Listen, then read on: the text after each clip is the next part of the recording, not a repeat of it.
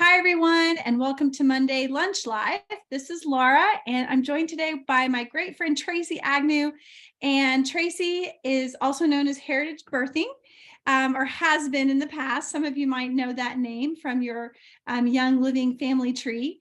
And Tracie is just a beautiful person.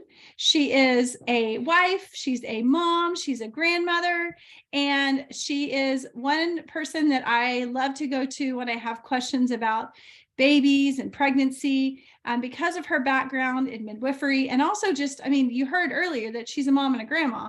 So she has lots of experience with children, babies, and of course, expecting mothers. And so Tracie has been a good friend for many years. I love that our paths crossed with Young Living, and she's going to be our special guest today. Please feel free, if you have questions as we go along, to put them in the chat, or if you don't have that opportunity, we'll just open it for questions here in a little bit. So Tracie, welcome.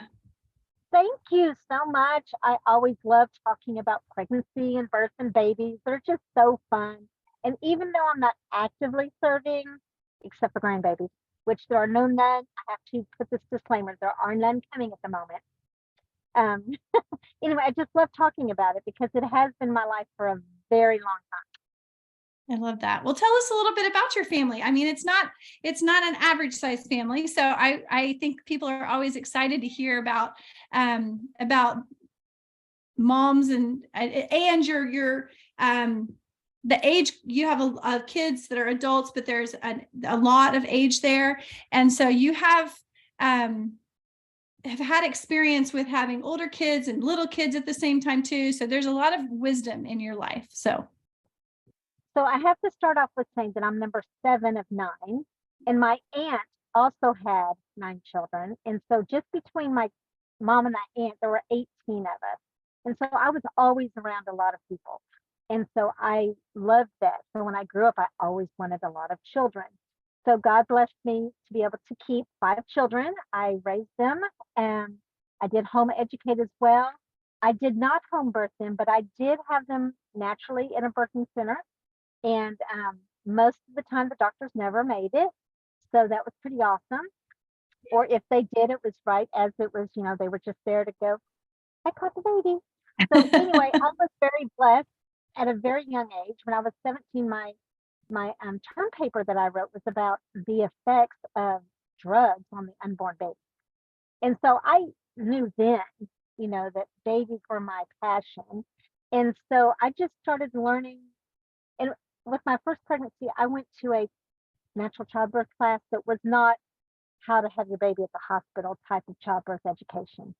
It was a really deep childbirth education, educating me on how the process works and all of that. So I have 5 children. They are now almost 40. Is my oldest, and my youngest is 30. I have able to stay with me 18 grandkids, but we did get to hold a little bit for a little while, 2 more grandchildren. So there's 20 altogether, and they range in age from 16 down to 8 months. So we do have a wide variety of people. I have probably somebody in every age in my family. Even I have some stepchildren that are in their 20s. So yeah, I just have about everybody. I do want to start my midwifery mindset started because of my oldest daughter. When she was 16, one of the things that I had my children do, whether they were male or female, is they had to serve a family after a baby was born. However they could. If it was a male, they would go cut the grass or take out the trash or do deep cleaning or whatever it was. And so I wanted them to see what a home was like right after a baby was born, because that's a really rough time. Most of us are more concerned about pregnancy and birth and right when the baby is born, but the hardest time for many moms is that postpartum period. So anyway, that's one of the things that they learn. So my daughter, Kayla, she was blessed to serve a mom. We did not know she was planning on having a home birth. And she ended up calling and saying, hey, I'm in labor. Can Kayla come over and sit with the kids? I was like, sure. I'm thinking she's going to be babysitting her, right? Next thing I know, she calls me and she goes, Mom, she's having the baby at home. This is the most awesome thing. I want to do this when I get older. And I was like, okay. so then in my homeschool mindset was, let's get the opportunity. Let's learn all we can about midwifery. And so we went all through that. We interviewed a midwife when we moved to Arkansas. And once we got there, the midwife said, she pointed at me, you need to be a midwife. So that's what started me down this path. I just dabbled in it a little bit for a few months. 1 month we had like 30 births. I still had lots of littles at home, and I was like, I just can't do this. So I had to step back for several years before I started back up again. Anyway, so that's what brought me down this road of midwifery. 30 births in 1 month. Wow. That's a lot. So It you've was a seen lot. you've seen a lot. And you also have worked with moms in, working up to labor too, and preparing them for labor. So Oh, yeah. clearly you've gone the natural route in a lot of ways, but so you've seen a lot of things, you've heard of. There's so much conflicting information about what's healthy, what's not, what's safe, what's not. And so what's kind of your way of working with moms to talk specifically about essential oils and why you feel safe using them during pregnancy, and with little babies? Okay, so that's a really loaded question. So let me go back to the beginning of when I started living naturally, which was even before I knew about essential oils. Because I had learned from being in the herbs and spices that the quality of the herbs and spices mattered on the benefit of what we got, not just the flavor, but the benefits that we got. So I knew from the get-go that quality was super important. So I had dabbled in a little essential oils here and there. And then I went to a midwifery conference, and the class that I attended as a workshop was the chemistry of essential oils. And I was like, ooh, that's right up my alley. I'm not really a green, but I'm a red, which means I have to be right. So I needed to make sure that I was right in using and understanding how the oils work. So I took this chemistry class, and then I just delved really deep into the chemistry part, because that was important for me as a person recommending to moms. So when I recommend essential oils, or any product for that matter, I know it's just not that moment that mom's going to be contending with it, because they're finding that so many of the chemicals that the mothers are putting on their skin, ingesting from their food and their products, is getting to the baby, and even in the cord blood. They're finding there's more chemicals in the cord blood today than any person ever was exposed to just 100 years ago. So these chemical compounds were super important to me to know whether they were safe ones, truly plant chemical compounds, because everything is a chemical, right? But it's where they come from, whether they're synthetically created or whether they're God created. And when they're God created, in the entirety of how it's been distilled, meaning, we can say, I'm going to bake a cake, but I'm going to leave out the sugar. Is that now a cake? No, it's more of a bread. It's not going to taste any good, right? And that's what's happening to a lot of the chemical and a lot of the essential oils that are out there, is they are synthetically created, or they're not properly distilled to have all of the chemical compounds. And when you don't have everything together, that's when the issue comes in, because then the body doesn't know how to see it. And I actually learned that first when I was looking at minerals and the mineral content, and why it's important not to do table salt, especially for pregnant women. So it's very important that they have the whole chemicals, which is why it makes it safe. And when you go to the PubMed, which if you're a nerd, you know what I'm talking about, it's an online resource that gives us lots of technical information. They will talk about using the whole oil. It'll tell you the words that they're saying, is whether it's synthetic or a real plant matter. And that's what makes them safe, is how it's been distilled and how it's been grown. Does that answer the question? That was a great answer to that loaded question. I think that getting back to, if we take that concept of why we use Young Living and the purity, and getting back to the soil and the seed, and where it starts with every aspect of life, it simplifies things in a lot of ways, and it actually it can cut through a lot of the other questions after the fact. So, because we have access to the best. Sometimes people don't have access to organic food, but they do have, they have it where they live in their food shed, but they have, having access to quality oils. We all do, because we can get them from Young Living and they'll ship them anywhere. So, question, I'm just curious, because I've known you for all these years. I've never asked you this. How many moms do you estimate that you've served in all your years of midwifery? Okay, so if we're counting babies caught, like I was the primary, I would say about 1,400. But if we count all of the ones that I've served, even like virtually, or I was a doula for many years, like a birth coach before they Yeah. were called doulas. We're talking probably more like 2,300. Okay. Excellent. That's a lot of people. That's a lot of lives changed. That's a lot of impact and touch. So and can I say one more thing to that? Yeah, sure. And that varies from the people that I've served. So when you first ask somebody, what is their experience? If you are only a midwife serving people in a wealthy community who have access to everything, then your skill set's going to be limited to that, right? So my people that I've served been from people that were living in shanties, eating rice and eggs every day as a pregnant mom, because that's all they had access to, all the way up to the elite that had the best, people that I've served, gypsies that didn't have a home, didn't want to do a birth certificate. I've served people from all walks of life. And so that's what makes the skill set different, is because I have seen God use his creation of giving birth work. Yeah. Even when technically, according to the book, it should. Very true. I think that's and you go ahead. I was going to say, I think that's what makes me a little different than most, is in the fact that I am a little more willing to step back and look at the whole picture and help a mom right where she is with what she has to get the best outcome. Absolutely.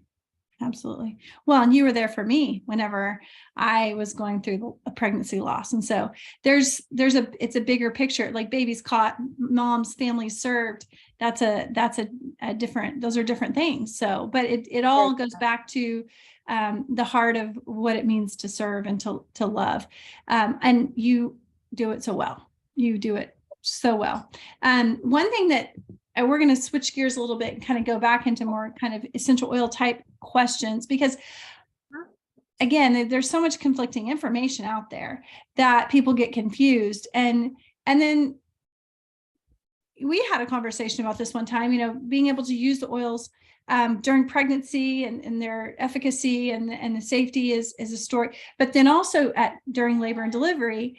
You told me one time, you want to make sure that there's that bonding period where anointing is great. We don't want to take anything away from that. But there is a time, you love oils, but there's a time when you say, don't use oils at this time, right? Yes. And this goes back to us understanding the power of aroma, right? We all have pheromones in us, and especially after birth, those moms' pheromones and the baby's pheromones are rich. The smell of the amniotic fluid, everything is meant to help jumpstart the mom's ability to connect to that baby. And when we interfere with that, even with God's oils, right, we can hinder the bond, not totally take away, but you want the best bond between, and the baby has never smelled anything outside of the mom. And if the mom has been using a lot of oil here, right, and even on her lower abdomen, when the baby first comes out, they put the baby on the lower abdomen, right? That baby's not any longer smelling the mom. The baby's smelling the oils, and you want the baby to smell the mom. And when you put it up on the chest, and the baby starts messing with the mom. So if you apply oils in labor, great. It's awesome. It's so helpful. Diffuse all you want. Put it on mom's lower back. Put it in between the shoulder blades, at the back of the neck. Because most of the time the hair's up, but the baby's not going to be back there. The baby's going to be right here, right? So I don't want to interfere with any of that bonding because the mom needs to smell.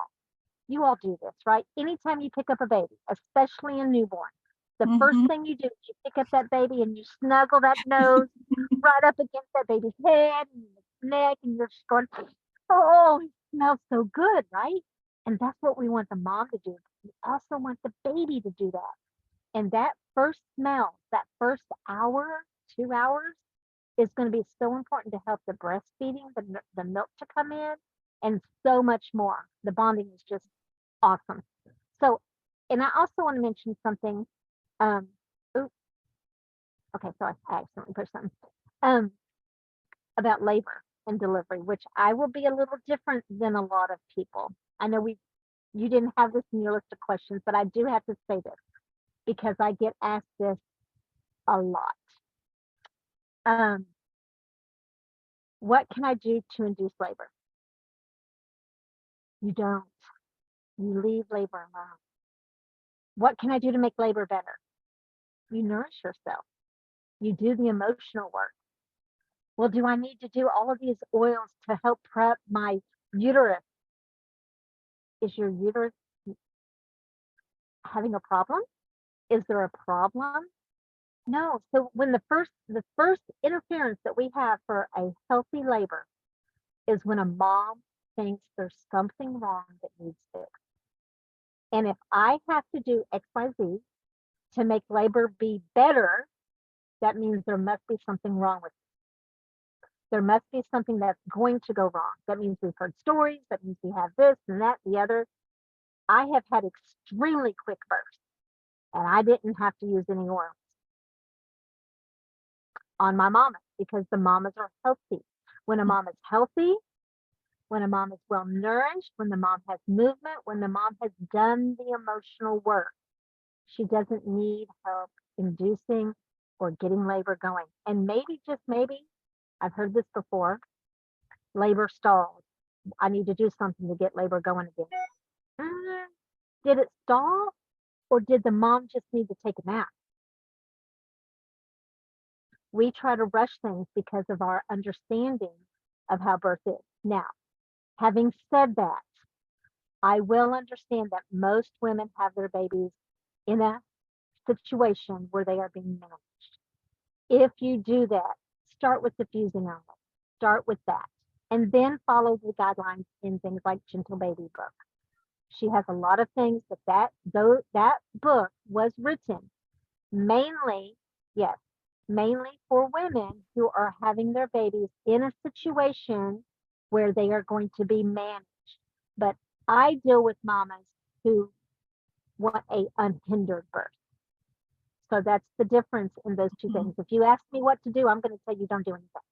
I'm going to tell you, if they tell me, oh, well, my doctor said that if I don't, they're going to induce me tomorrow because I'm post-date. You don't have to show up. But maybe, go for a walk, rest. There are other things you can do. So anyway, so I'm going to be the one that gives you the other ideas outside of what the Gentle Babies book can give you. Because once it's written, you have the liability there.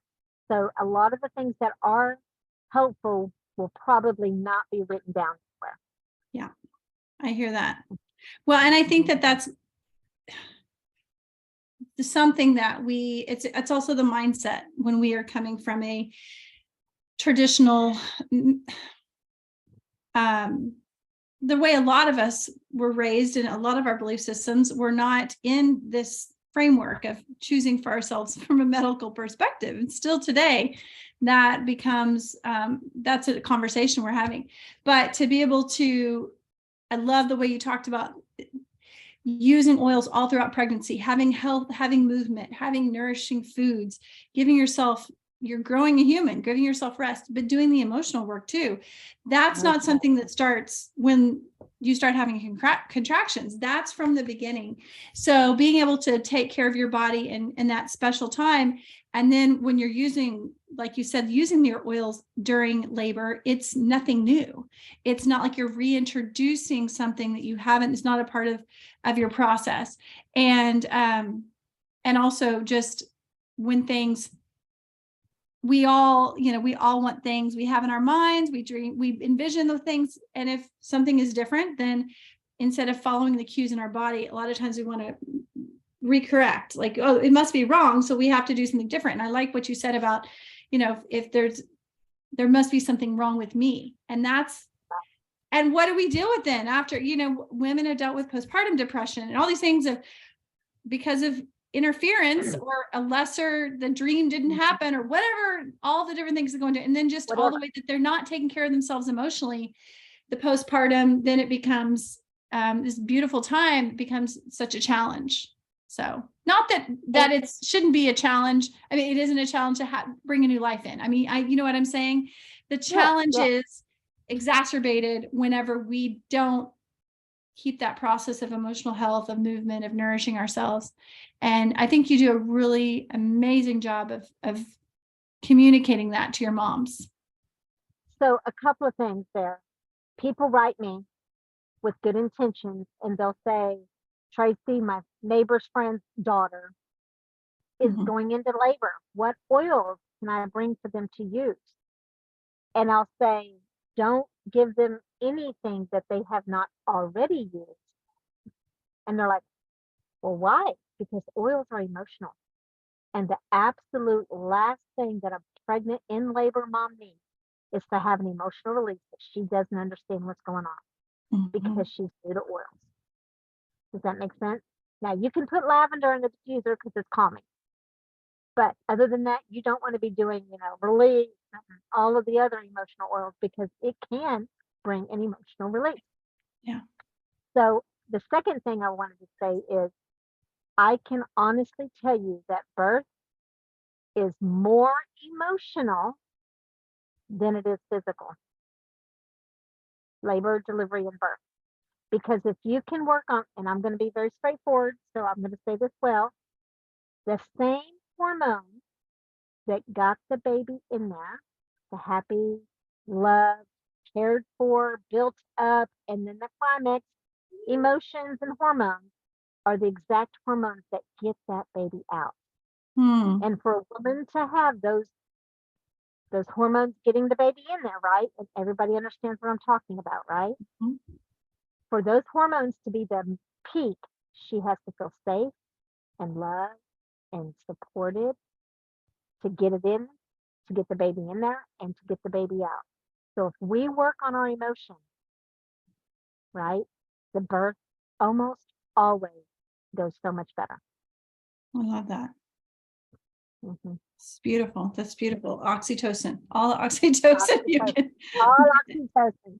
And postpartum as well. Postpartum for support. Yes, postpartum. So Progestins Plus is really a strong one. And because we are talking birth and labor, delivery, postpartum area, many women, they want to start their oils too soon. You have to allow your body's own natural hormones work through those first few days of getting the milk supply in. Now, if you need to bring it in, you can put basil between the shoulder blades on the back. That helps. You don't want to do anything with supply really until after days 3 to 5, because if they've had any interference, Pitocin and all that kind of stuff can hinder milk from coming in. The best thing to do is just relax, mom. Relax, nourish, be skin to skin with your baby, and let that baby be at the breast as much as you can, even if they're not sucking, but being skin to skin is going to help bring that milk in as much as possible. If you need to do Progestins Plus, do not do it until your milk supply has leveled off. Most of my moms wait till about 2 to 3 weeks before they start using it again. Some moms don't need to have it again, but that's why so many women go through postpartum low feelings, because they're so used to having really high oxytocin for their pregnancy, and then all of a sudden, because progestins is the happy hormone, right? It's the love hormone, when it makes you feel good, love. And now all of a sudden, they don't have as much as they used to. And so now you have that great big drop in progesterone. And so progestin plus will help, but you want to wait until after the milk supply has leveled out. Okay.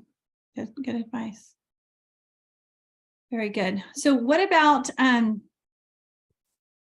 you mentioned resources. There's so many other questions I've just kind of got going. I'm going to have go over here and read some of the questions here, but what about for premature labor?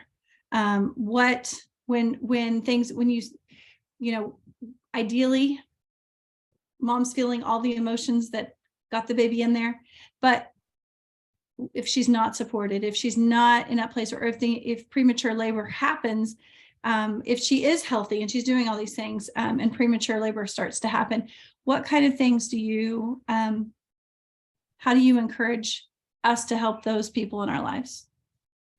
Okay, so like it's really active or just lots of contraction? Let's say water breaks, or so we're in active. So a couple of things. This is where I have to be careful what to say. Sure. Water breaks early. It depends on anything else going on. So most women don't know that your fat can close up again, and your body continues to make more water every single day, as long as you're hydrated and taking care of yourself. The best thing that you would do is, of course, talk to your healthcare provider. But you have options.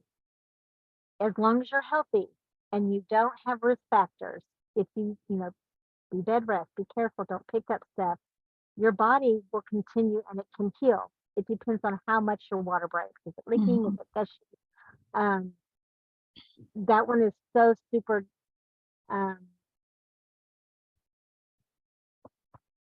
Tiptoeing. I know. Specific. Well, I have it's a very specific. Yeah. Yeah, Well, I'm just saying I have a friend whose son is not that much younger than me. He's in his 40s, but her water broke and she basically went in bed rest and I think he was, I want to say maybe 5 or 6 weeks until she actually delivered him. So, I guess what I'm saying is be educating, helping to educate people in the early stages of pregnancy, so moms know and are prepared for the choices that they have, and if whatever choice they choose for their birth, that's what they choose, but they at least know they have options, and at least understand that medical intervention is available. Of course, emergency situations are emergency situations, and but to be educated about their options. Right. And so when I was very actively wanting to promote,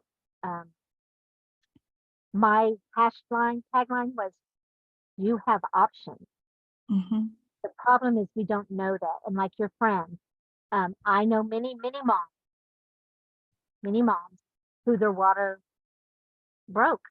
They went on bed rest for a few days, but then all of a sudden their water stopped leaking, and they upped their vitamin C, and they were taking good healthy foods, and they were, not doing anything to bring bacteria to the area.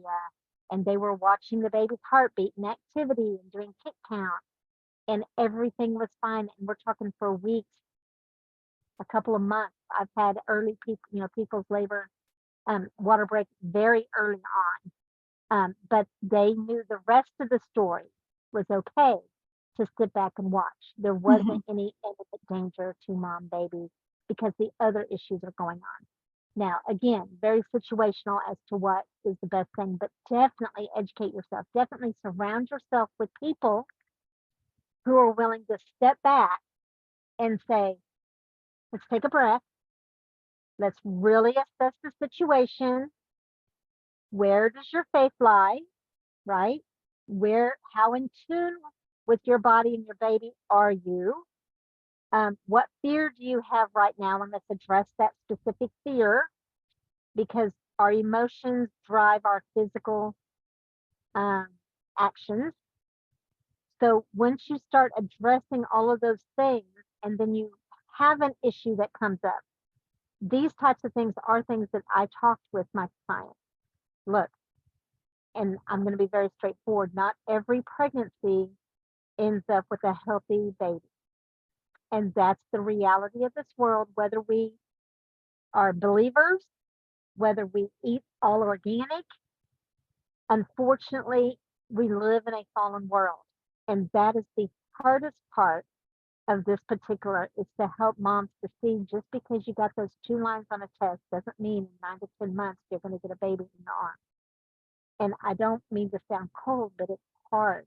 That's a hard thing to come across. And I'm sure if Yeah. all of the women here, we either have walked it ourselves or know somebody very close to us that have walked that path. And that's the hardest part is because we don't know. Because we know God is the giver and taker. And so, but that's whether we're pregnant or whether they're 10 years old. None of us know or are guaranteed of tomorrow. And so it's really having those hard discussions and knowing our options and what are things that we can do if XYZ happens. Mm-hmm. Do we automatically have to have a DNC? Do we, I mean, and this is the part of pregnancy and labor that nobody wants to talk about. Right. Because it's the hard part. But as a midwife is actually means with women. That means you are with women during the really hard time.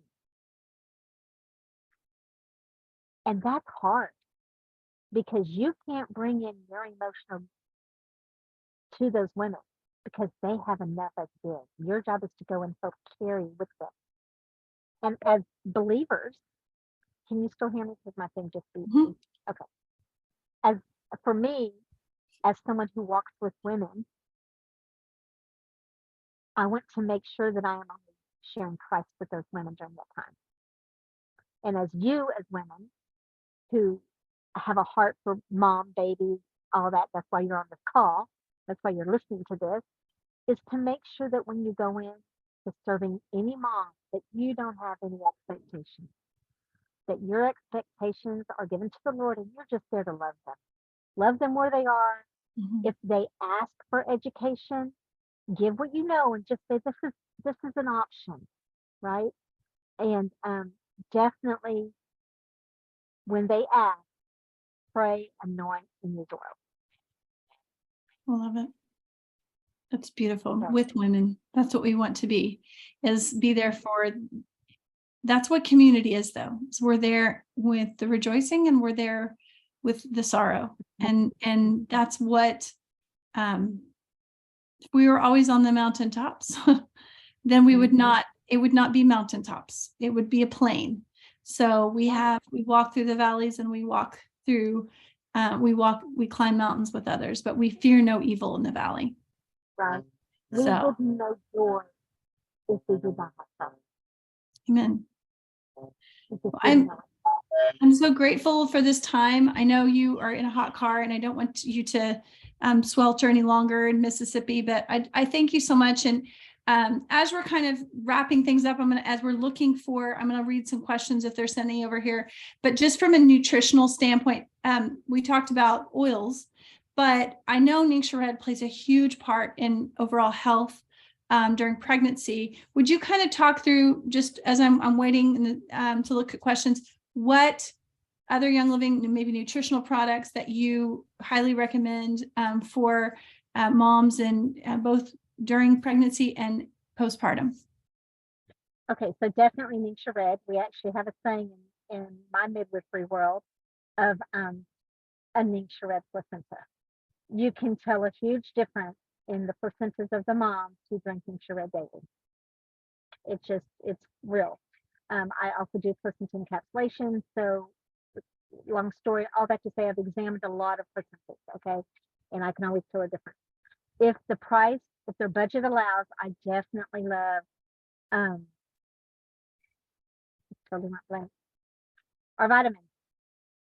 Master Formula. Master Formula. All I could think of is formula. I'm like, it's not formula. Sorry. Master Formula. But other than that, if the budget is not there for that and Ningxia Red, then I actually highly recommend a Super B.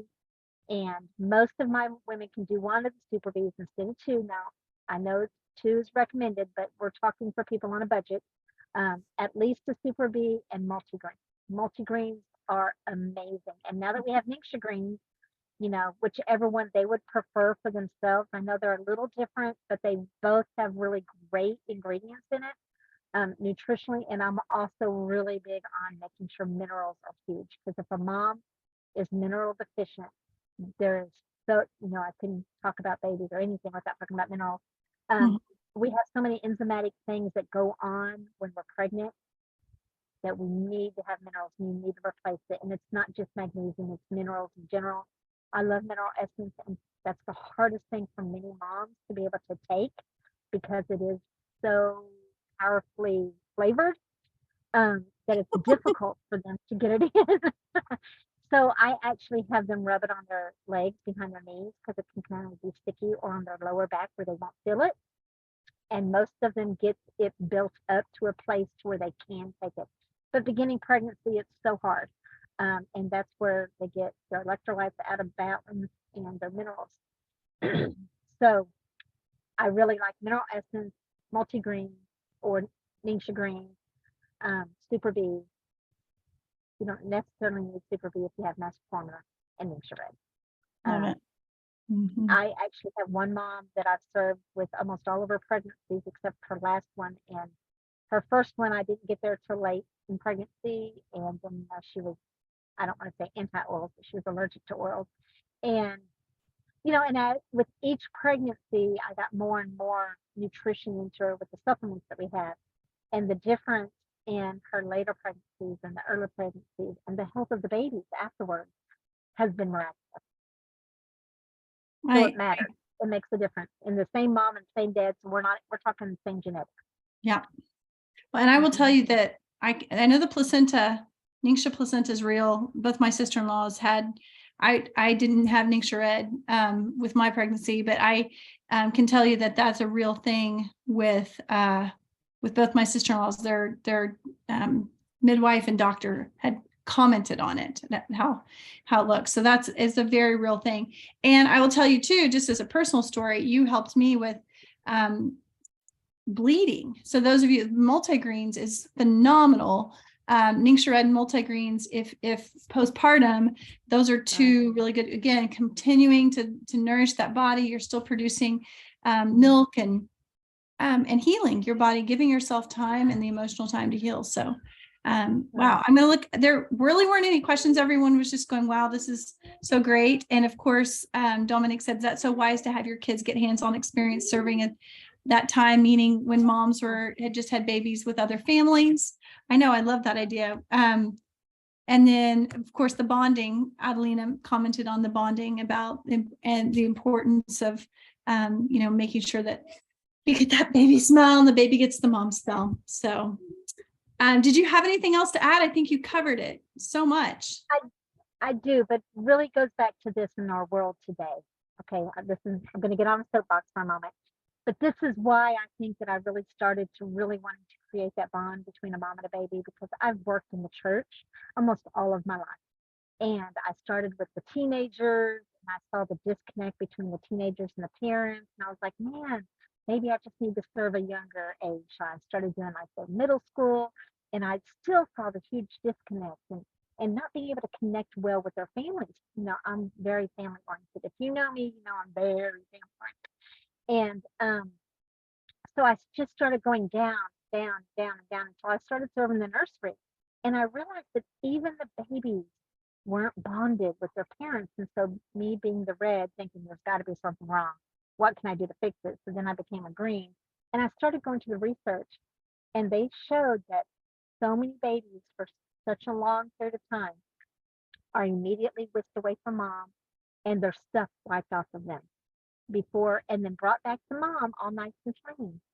The moms and the babies were never allowed to bond.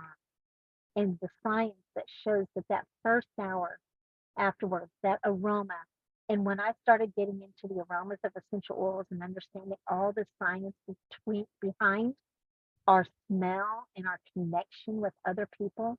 So our best way of making our world better is helping from birth, helping those moms and babies bond so that they will be more emotionally stable as they get older.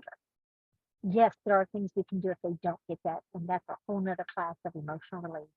all of that other kind of stuff. But if we can make the difference now, and all of the women, all the people that we can make a difference in, we need to, because our world depends on it. Anyway, so that's all I have to share, because Oh, that's really what my driving force was, to bring that connection. And that's why I think we're so disconnected from God, because we don't understand the connection between our parents, our moms specifically. So anyway, I'll get off my soapbox there. that's wonderful. That is so good. And very poignant to draw that connection. So culturally, it's a cultural thing. So I appreciate that. And I wish I knew you 20 years ago. But we know better. I didn't think 20 years ago. Right?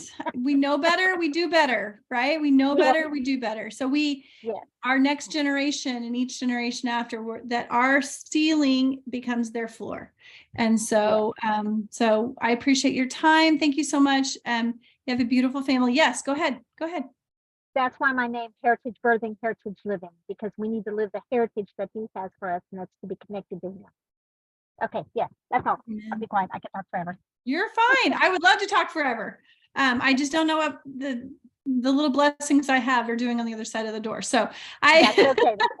originally we did this during lunchtime because it worked better, and then things changed at my house. So we adapt, right? We adapt and we move forward. That's right. Well, thank you for joining us today. I love this. I love that we recorded it, and it will be available on 7 Oily Days for anybody to listen to. So we'll get that recording to you guys. Thanks for joining us, and thanks. We'll see you next week for Monday Night Live. Take care. Yeah. Bye.